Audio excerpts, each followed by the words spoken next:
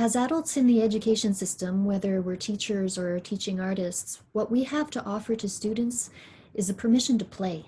And we all really need this right now. There's so many things going on in the world that are just huge. Obviously, pandemic, politics, social justice issues. We need to process all of the things that are going on. And music offers us a way to do that that can feel very safe. I think in part because people love music, especially teenagers.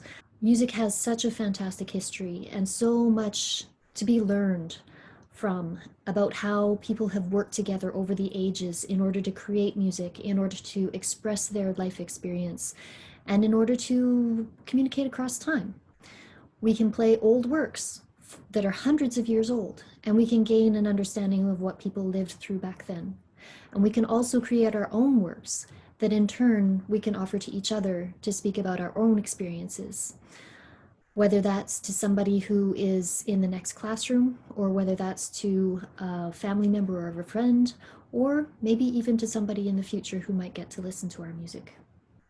So music is all about creating connections and creating community. And I think this is what music has to offer us now.